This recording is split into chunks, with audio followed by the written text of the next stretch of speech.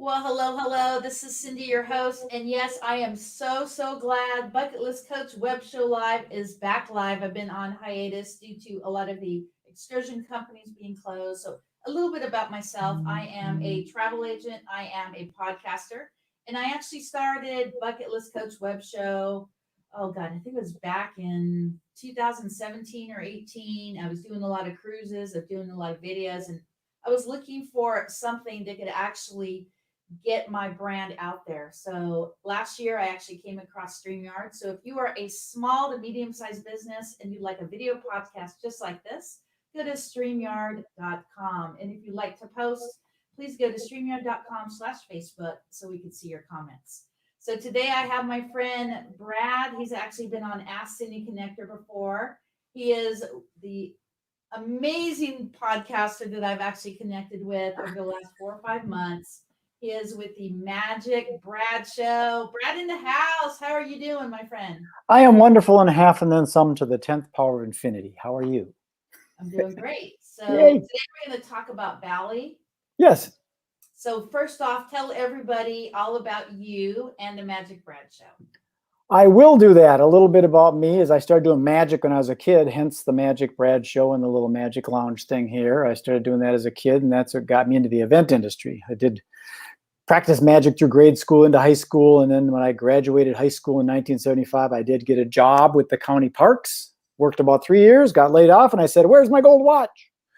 And I learned early that that's kind of risky having a job, so I decided to be a full-time magician, and I said to my mom, "When I grow up, I'm going to be a magician." And she said, "You can't do both." And I thought, okay, I won't grow up then. So I did magic through the 70s, 80s, and 90s. And that got me in the event business. And being an entertainer, I was able to travel around because I was in control of my own schedule. And if I wanted to go someplace, like we used to go to Jamaica, and we would orchestrate stuff to do shows at some of the grade schools and stuff down in Jamaica. So you can kind of work that with business with pleasure and work your way down there. So I got to go to Brazil and Rio de Janeiro and Iguazu Falls and Manaus, and went to Hawaii once on a whim. Been to Thailand and the UK and Spain, and a little bit of time in Paris. And Bali is one of my favorites. Tell me about Bali. Well, a friend of mine, his wife had a grandma that was originally from Bali. So that's how I ended up going there. And when I got there, I just felt so peaceful. It's one of the most peaceful places I've ever been. It's very calming. Bali is Indonesia, so it's a big country, but the majority of Indonesia is more the Islam kind of religion. Bali is more of a Balinese Hindu.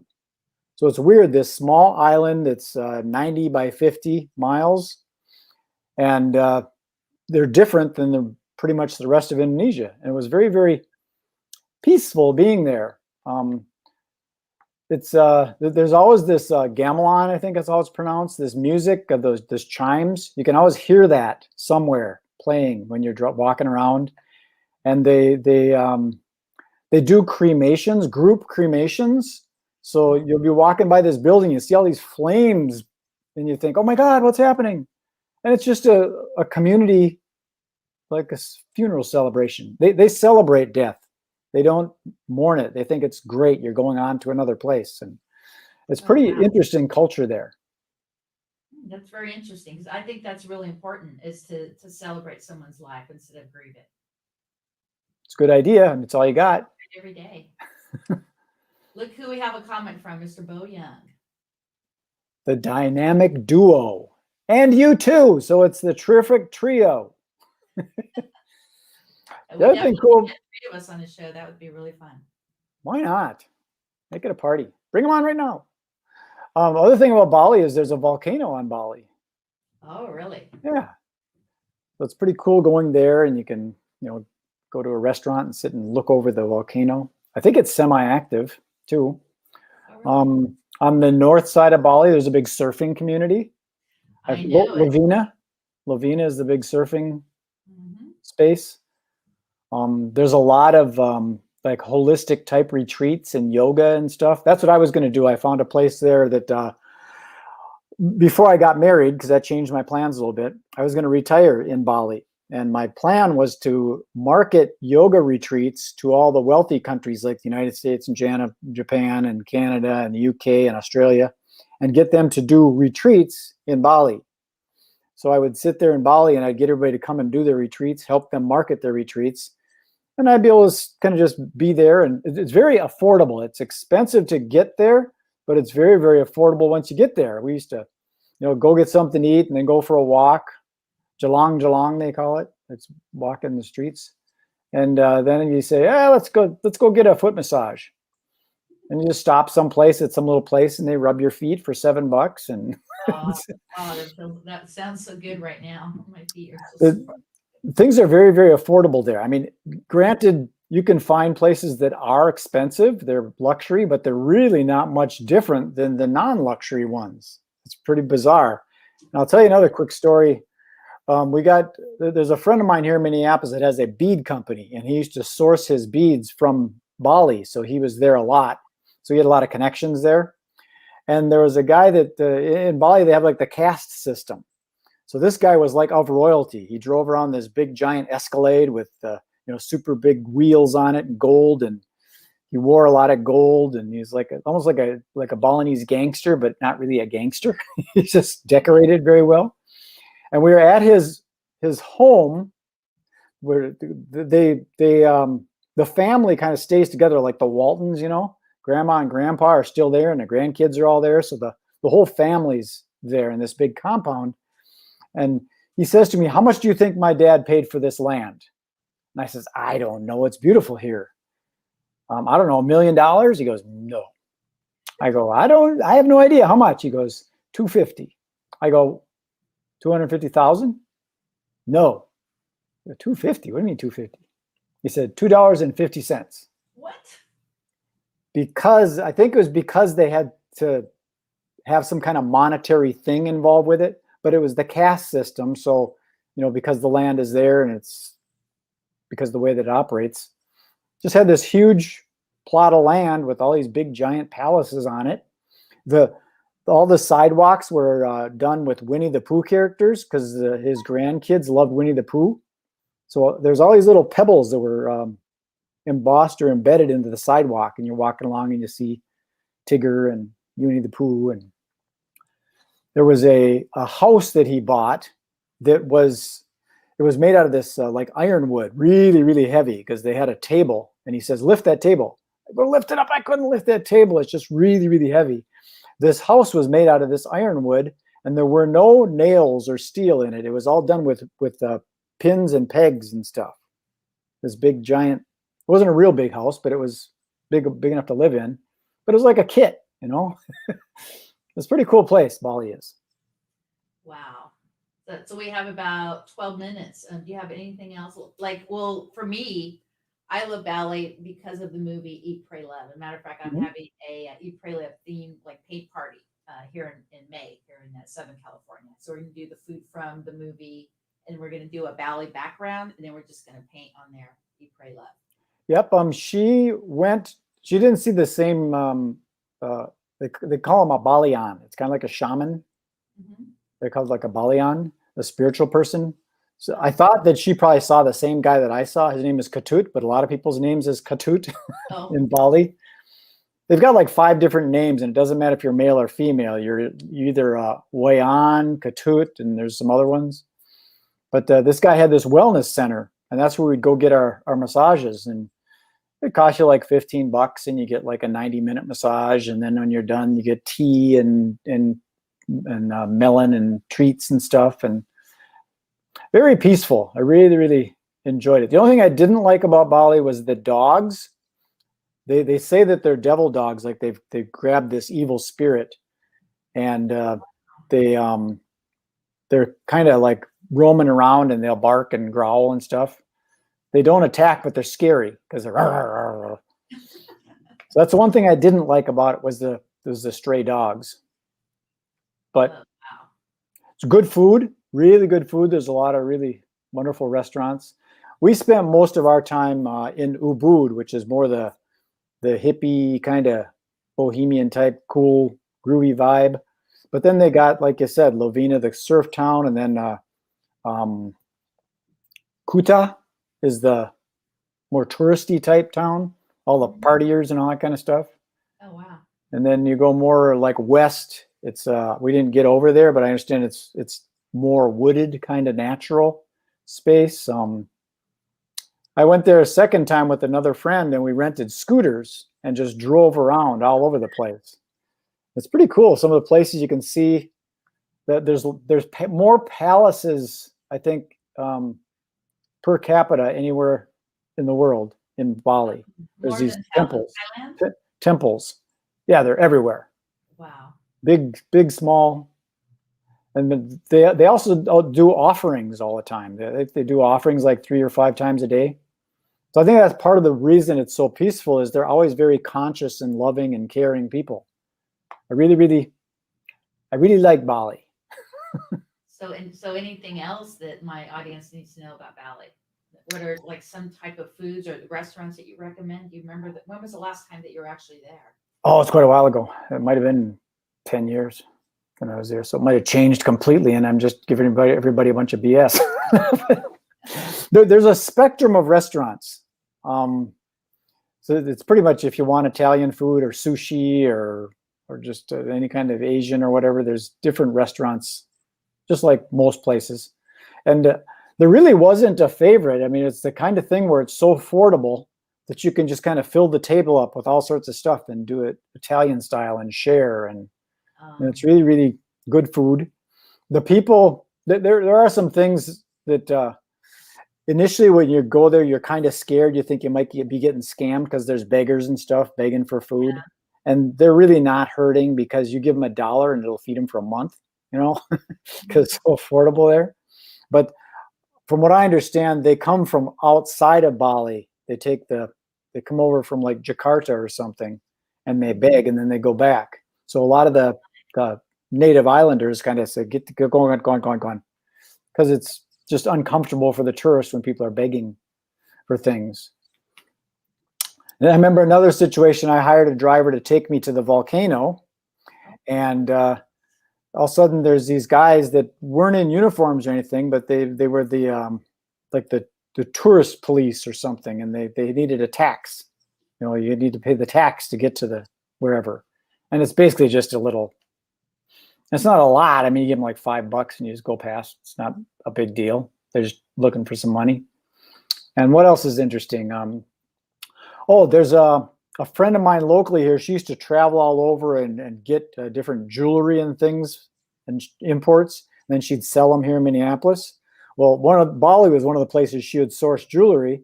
And there's an area called Cheluk, Celuk, and it's a silver community. So there's a lot of silver jewelry and stuff there.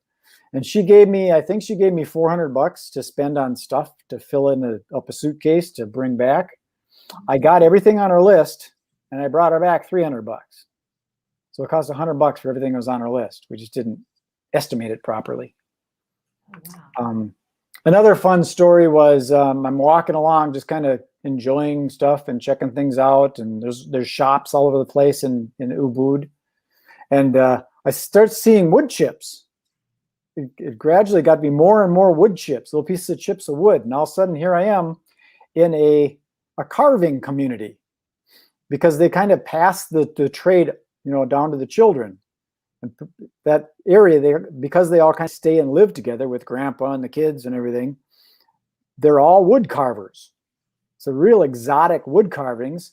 And all of a sudden, everywhere, there's all these bizarre, really nice artesian wood carvings. But it was cool just stumbling on those places like that as you're wandering around. All of a sudden, where's all these wood chips coming from?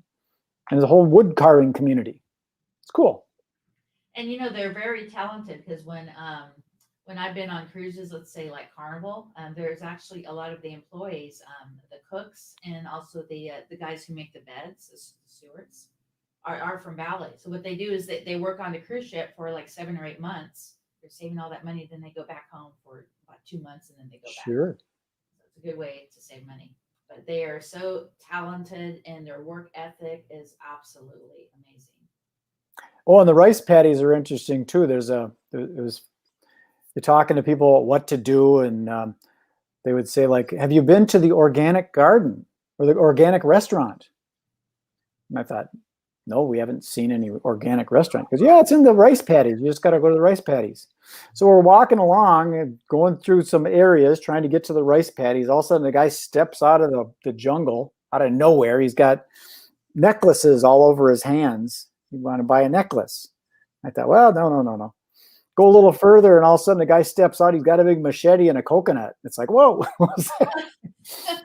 So we bought a coconut from him, and he's chopping that thing up and throws a little reed straw in there and gives us the coconut. Costs us like $1. And we're walking along trying to find this organic garden. We see this Australian girl. She's got her feet in this little stream, kind of taking it easy. She goes, yeah, it's up there around the bend. And I'm looking around. I see this big, giant rice paddy. I'm going, where? And finally, you get to a place, and you walk out this path, and there's this organic garden in the middle of a rice paddy. It was really cool because all the tables were on wheels because they would move them to the side and do like yoga classes in the mornings and bring the tables back in. And all the menus were made with like banana leaves and things. So they're all natural, and all the straws and stuff were reeds instead of plastic straws. And so everything's all natural there. They do the offerings in these little trays that they make out of banana leaves, and they put different flowers and rice and things in these offerings. And then during the day, those are brushed into the streams and the streets, the gutters, if you will, and they just float down into the ocean and disintegrate and go back into the planet, into the universe. It's pretty cool. So no plastic straws at all in Bali. They probably do have them because, Western culture pollutes everything. But primarily, things are natural. It's very, like I said, it's one of the most peaceful places I've been. Well, and I have the tinnitus and the vertigo, so I think I'm going to head out there next year. Do that yoga. Got to go and stand on your head. Mm-hmm. Exactly. Did you do the yoga while you were in Bali? Nope, we did not. Probably should have, but didn't. Huh? Have you done the yoga before? Oh, sure. Yeah, I did Bikram yoga here in Minneapolis, the hot yoga. That's You're going to find some parts that you never had. I took a yoga class at the gym a couple years ago. It was an hour class, and 20 minutes in, I'm like, oh, wow, that hurts. It's a good thing. I guess I do my own yoga. I stretch in the morning. I'm always kind of moving stuff around. I think it's good to keep yourself loose. But taking a formal class, So we have 2 minutes left on the show. So one of my taglines is to make the most of the dash. We have 2 dates in the dash: when we're born and when we leave. What is your best advice for those who really need to make the most of that dash? The dash between I was born in 57 and I die who knows when? Mm-hmm. And that's that dash? Yeah, what are you doing to make the most of the dash? I'd say be happy. Even if like you stub your toe, don't get mad and cuss and stuff. It's kind of funny. The pain goes away. I think that's probably the best thing, is just live for the moment and just enjoy it. Because, consider the alternative. Celebrate every day. Yeah, I had a health situation about 18 years ago. And from that day on until now, I did not take one day for granted. I do not let a day go by without showing gratitude to at least 5 people, and just letting the people know in my life that I care. And I'll call, and it's not about business. It's just, hey, Brad, this is Cindy. I just want to let you know I thank you for being in my life. I hope you have what's going on? Like that little dash can be really long. Mm-hmm. That is true. Very cool. Well, thanks for having me on your show. This is fun talking about travel. I can't wait till the pandemic goes away. Yes. Well, oddly enough, this is the busiest time for my Bucket List Coach travel business, my travel agency business, the busiest of all the years I've been an agent. Everybody just wants to go experience, because we don't know what's going to happen moving forward. So they're going every place that they can go right now. I believe it. People are kind of, cramped up. They got spring fever everywhere. Want to get out. So I'm going to put you in the green room. I'll Okay. close out and I'll see you right back in there. See ya. Thanks. Well, there you go, guys. Make sure that you follow Brad. He is on TikTok, Facebook, and Instagram, The Magic Brad Show, and definitely follow my branding. You can go to wherecindynow.com, subscribe to my YouTube, and check out Bucket List Coach Web Show and also Bucket List Coach Travel. This is Cindy, and next on the show, I actually have, oh my God, Amy and Doug. They are over at National Day Calendar, so stay tuned. Woohoo!